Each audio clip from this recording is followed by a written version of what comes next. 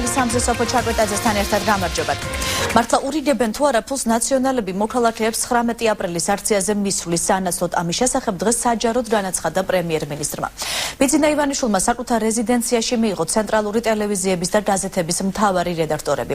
ვიდრე პრემიერს ისინი შეკითხვებს დაუსვამდნენ, ივანიშვილმა განცხადება გააკეთა და საზოგადოებას თხოვა გაგებით მოეკიდოს თამბაქოსა და ალკოჰოლის მოხმარებაზე კონტროლის დამტაცრებას და ბოლოს საკითხი, რაც უშუალოდ პრემიერს უკავშირდება.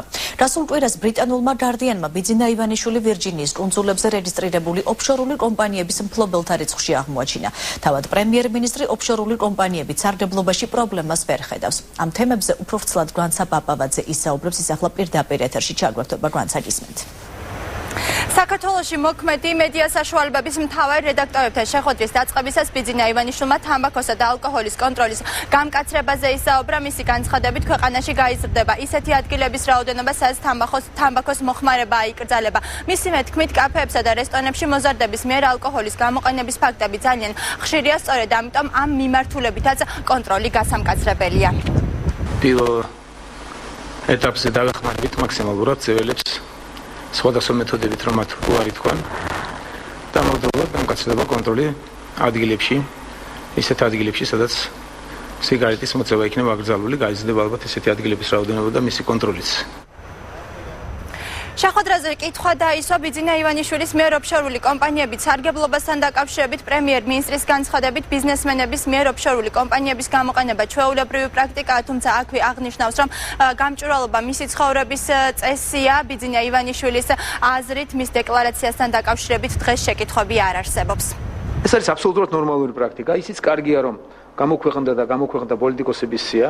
ეს კარგია, რომ მეც შემახსენეს, რომ მე პოლიტიკაში მოვედი და ისე თავისუფლად აღარ უნდა მოვეყრა, მაგრამ გარწმუნებთ, რომ მე ჯგუფს მაქსიმალურად ვთხოვე, რომ არავითარი ცდომილება არ ყოფილიყო, როდესაც დეკლარაციას ავსებდნენ. დეკლარაციასთან დაკავშირებით კითხვები არ არსებობს. არსებობს კითხვები, რომ მე ამ კამპანიით როდესაც სარგებლობდი, ეს ნორმალურია. ჩემ შემთხვევაში მე მგონი პირიქით აჩვენებს, რომ კითხვები არ არსებობს ჩემს მიმართ. ის რომ ბიზნესმენი იყენებს ოფშორულ კომპანიას, მე მგონი ეს არის ჩვეულებრივი პრაქტიკა, ის რომ თვის განმავლობაში ძვალი აუცილებლად უნდა მიერთვა ნებისმიერ მოქალაქე. აი დაახლოებით ეს არის ოფშორებთან დაკავშირებით. თუ კი რამე ცდომილება თქვა და რამეს მიაგნებენ, აუცილებლად მე გამოვასწორებს.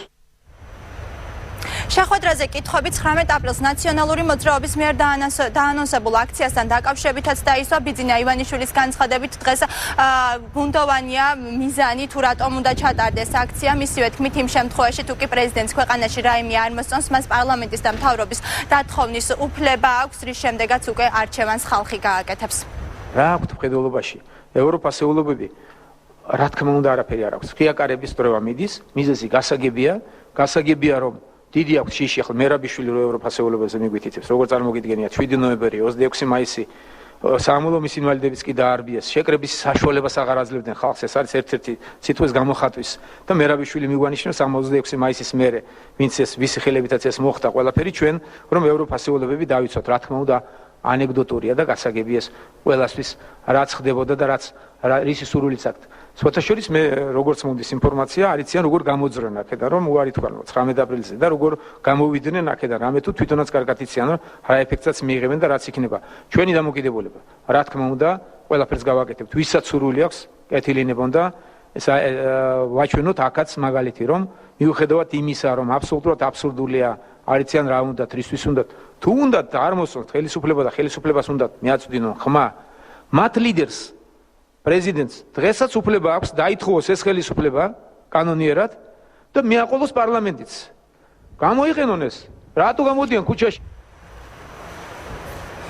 უნდა დაიწყოს თუ არა თურქეთში მომხდარ ინციდენტთან დაკავშირებით გამოძიება, რომლის დროსაც პრეზიდენტი დაშავდა და იკვეთება თუ არა დაცვის ბრალეულობა. ამ კითხვაზე პასუხის გაცემისას პრემიერ-მინისტრმა გამორიცხა დაცვის ბრალეულობა საქმეში და განაცხადა, რომ გამოძიების საკითხი თავად პრეზიდენტმა უნდა დააყენოს. ბიძინა ივანიშვილი მიიჩნევს, რომ მიხეილ სააკაშვილმა თავისი ვიზიტის მიზნებიც უნდა განმარტოს. პრემიერ-მინისტრი ცენტრალური ტელევიზიებისა და გაზეთების მთავარი რედაქტორების კითხვებს დაახლოებით 3 საათის განმავლობაში პასუხობდა. დიდი მადლობა, როცა პაპავაძე საუბრობდა პირდაპირ ეთერში. ამ ფორმატში შეხვედრა საქართველოს ისტორიაში პირველია. ცენტრალური ტელევიზიების და გაზეთების მთავარი რედაქტორები პრემიერმა საკუთარ რეზიდენციაში მიიწვია და მათ შეკითხვებს უპასუხა. შეხვედრიდან გამოსული შეფრედაქტორები აცხადებენ, რომ მათ ამომწურავი პასუხები მიიღეს ბიძინა ივანიშვილისგან. ეს ტრადიციის ხასიათს თუ მიიღებს, ძალიან გაგიერთება. რაც შეეხება პასუხებს, მე მგონი დამაკმაყოფილებელი იყო. ამ ფორმატით, რომ საინფორმაციო სამსახურის ხელმძღვანელები და ბეჭდური გამოცემების მთავარი რედაქტორები შეხვდით პრემიერ-მინისტრს ღიად ესეთ ფორმატი არ ყოფილა. აქედან გამომდინარე, ჩვენ მივიტანეთ ის კითხვები, რაც აქტუალურია და მივიღეთ ამომწურავი პასუხი ჩემი აზრით. ყველას მიეცა საშუალება უფრო მეტიც ვიღაცას თუ ქონდა თქვა ჩაკითხვის სურვილი ან მეორე კითხვის დასმის უფლება, ამის შესაძლებლობაც იყო და მე მგონი საკმაოდ დროს გაგრძელდა და არ მგონია რომ ვინმემ რაიმეს კითხვის დასმა ვერ შეძლო. მე პირადად რა შეკითხვებიც მქონდა, რამდენიმე შეკითხვა დამასწრეს, მაგრამ მაინც მოვახერხე და ის შეკითხვა და ის შეკითხვები, რომელიც ყველა ძალიან მაინტერესებდა, დავსვი.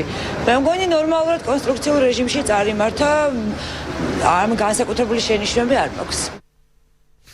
თავდაცვის მინისტრი ირაკლი ალასანია გაერთიანებული შტაბის ყოფილ უფროსთან დიდი კალანდაძესთან საუბრის დეტალებს იხსენებს, როგორც ალასანიამ ტელეკომპანია მეცხრე არხის გადაცემა მთავარ კითხვაში სტუმრობისას განაცხადა, კალანდაძის მიმართ გარკვეული სიმპათიაც კი გაუჩნდა. ალასანია ამბობს, რომ მას გული დაწყდა იმაზე, რომ კალანდაძე მიცვლა. მისივე თქმით, საზოგადოება გაღიზიანებულია და მოქალაქეების შეკვეთა რაც შეიძლება სწრაფად მოხდეს სამართლიანობის აღდგენა. გაერთიანებული შტაბის ყოფილმა უფროსმა განაცხადა, რომ თავდაცვის მინისტრმა მას ბაჩუ ახალაიას წინააღმდეგ ჩვენების მიცემა მოსთხოვა.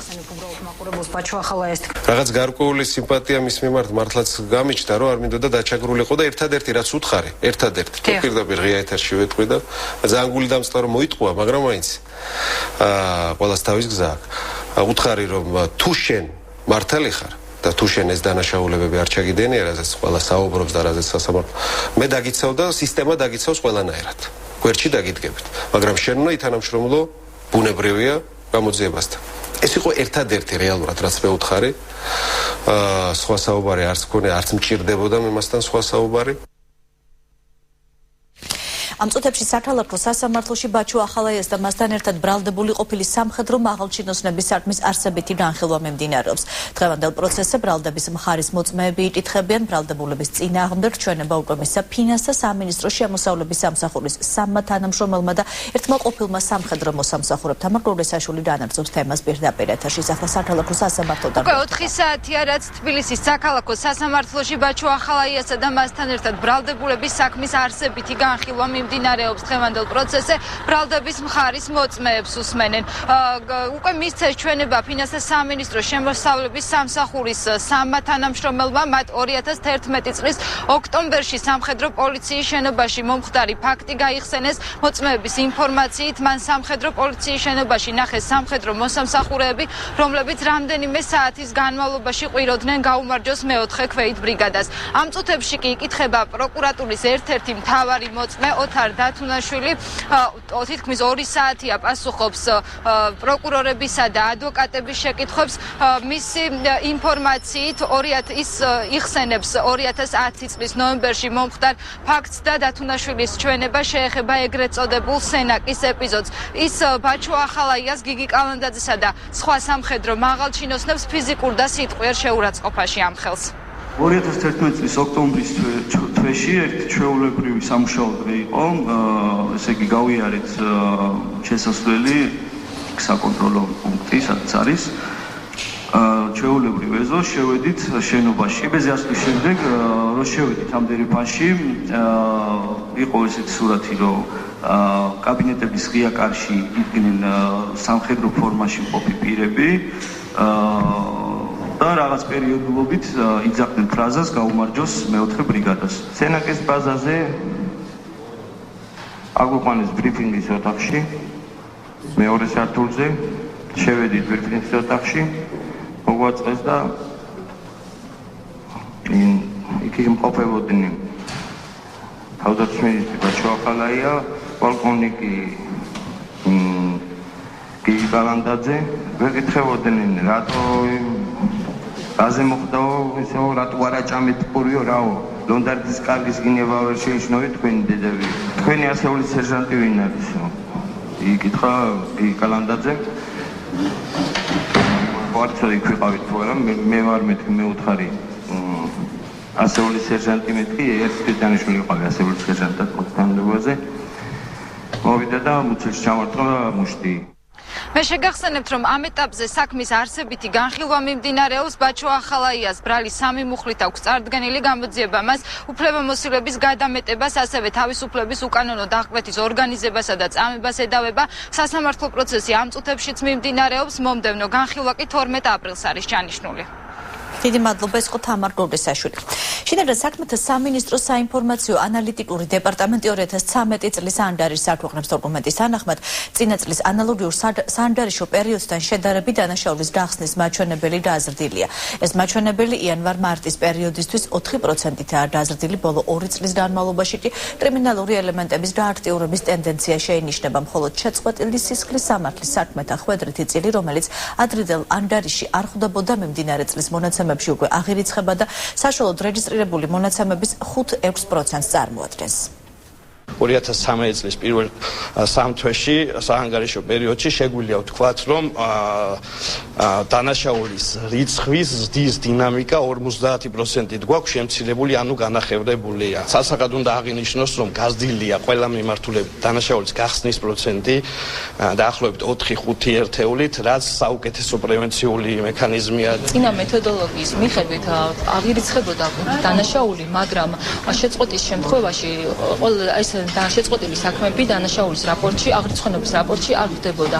ხოლო ახალი მეთოდოლოგიის მიხედვით ისეთი საქმეები, ისეთი დანაშაულები და ფაქტები, რომელიც დანაშაულს არ გამორიცხავენ, მაგრამ წყდება საპროცესო მოქმედებების შედეგად, ეს ახალ რაპორტში აღირიცხება. არცია საგანგებო სიტუაციების მართვის დეპარტამენტთან სახანძრო და სამაშველო სამსახურის თანამშრომლები ხელმძღვანელს თემურ გიორგაძეს მუქარაში ადანაშაულებენ. მათი განცხადებით, გიორგაძე მათ პროფკავშირებში გაწევრიანებას უკრძალავს. თანამშრომლების ნაწილი გიორგაძეს სხვა ბრალდებებსაც უყენებს. მათი თქმით, გიორგაძემ საკუთარი მეუღლე და ნათესავები წამყვან თანამდებობებზე დანიშნა და ისინი გარკვეული პრივილეგიებით სარგებლობენ. არციას პროფკავშირის წარმომადგენლები შეუერთდნენ. თანამშრომლების ბრალდებებს უსაფუძვლოს უწოდებს თემურ გიორგაძე. ის ამბობს, რომ თანამშრომლებს მისი სამსახურიდან ასვასურთ. დღესაც ამ დილას ზუსტად აიგო გიორგაძე ბრო კანალიზაციას არ გაუწინდავს მეხანძრე. კანალიზაციის გამწმენდი არც ერთი მეხანძრე არ იქნება. მისი პირადი ოჯახი. ესეთ მონობას, ესეთ ფეოდალიზმს ამყარებს ბატონი თემურ გიორგაძე ამ სააგენტოში რა. არის უსამართლობა, არის ნეპოტიზმი, დასაქმებული ყავს თავის დიშვილები, თავის ბიძაშვილები, ნათესავები, მეუღლე, თავის მეუღლის მეგობრები და ისე გამოდის, რომ სულ სანათესავო და საახლობლო ყავს დანიშნული. თავდაცვის სამინისტროსა და ნატოს წევრებს შორის შესყიდვების საკითხებში სარეკომენდაციო შეხვედრა გაიმართა. სამუშაო შეხვედრას ნატოს წევრი ქვეყნების 20-მდე წარმომადგენელი და შესყიდვების საკითხებში ქართველი ექსპერტები ესწრებოდნენ. თავდაცვის მინისტრის მოადგილე ზაზარ გოგოლაძის თქმით, თავდაცვის სამინისტროს შესყიდვების სფეროში ღია ტენდერების ჩატარების გამოცდილება უკვე აქვს. შეხვედრის მიზანი კი თავდაცვის სამინისტროში არსებული სისტემის ნატოს წარმომადგენლობისთვის დაცნობა და მათი გამოცდილების გაზიარება იყო. უკვე ჩატარდა 54 ღია ტენდერი, წლის ბოლომდე 80 ტენდერი უნდა ჩავატაროთ. ამასთან დაკავშირებით გვაინტერესებს ჩვენი უცხოელი მეგობრების რეკომენდაციები. ნატოს წარმომადგენლები ჩამოვიდნენ, ხალხი, რომლებიც შესყიდვებით არიან დაკავებული დიდი ხანი, დიდი გამოცდილება გააჩნიათ და ისინი გაგვიზიარებენ თავიანთ თქვათ ამ ცოდნას, რათა უფრო ეფექტურად და უფრო ხარისხიანად ჩავატაროთ ტენდერები საქართველოში. კიდევ ერთი საქველმოქმედო საღამო მსახიობ გიორგი ყორღანაშვილის დასახმარებლად სამეფო უბნის თეატრი პოეზიის საღამოსთვის ემზადება, რომელშიც 3 თაობის პოეტები მიიღებენ მონაწილეობას. ღონისძიება კულტურის სამინისტროს და მსოფლიო სტუდენტთა გაერთიანების ორგანიზებით მოეწყობა. სამეფო უბნის თეატრში დღეს პრესკონფერენცია გაიმართა, სადაც ორგანიზატორებმა ღონისძიების დეტალებზე ისაუბრეს. პოეზიის საღამო, რომელიც 12 აპრილს 17 საათზე გაიმართება, მიზნად ისახავს ახალი და ძველი თაობის შემოქმედების წარმოჩენას და ხელს შეუწყობს თაობათა შორის ურთიერთობების დაღრმავებას. საქველმოქმედო საღამოს მუსიკალურად დათო ევგენიძე და თბილისის კონსერვატორიის სტუდენტები გააფორმებენ. კულტურის სამინისტრო მცირედ როლს ასრულებს ამ შემთხვევაში და ჩვენ ვთხოვეთ თეატრს, რომ დაუთმონ ამ არაჩვეულებრივ ახალგაზრდებს ერთი საღამო. მე აქ ერთ რამე მინდა ვთქვა, თუ ასე გაერთიანდება სრულიად საქართველო მაშინ ჩვენ გადაშენება ნამდვილად არ გვიწერია. მნიშვნელოვანი არის ის 50 თეთრი და 1 ლარი. ის ახალგაზრდობა, რომელიც ყიდულობს ამ ბილეთებს და მოდის, იმიტომ რომ თავის თანატოლს დაეხმაროს. მონაწილეობას მიიღებენ ჟანსუხ ჩარკვიანი, ვახტანგ ჯავახაძე, ლია სტურუა, ეთერ თათარაიძე, ბესიკ ხარანაული და ახალი თაობის პოეტები გიორგი არაბული, ზაზა ნოზაძე, ოთო გურგენიშვილი, ასევე იქნება ბაქი ლორდ-კიფანიძე, სანდრო ლორდ-კიფანიძე. ამ დროს ვისულეს იყო ახალი ამბებით ეთერში 4 საუკუნეები.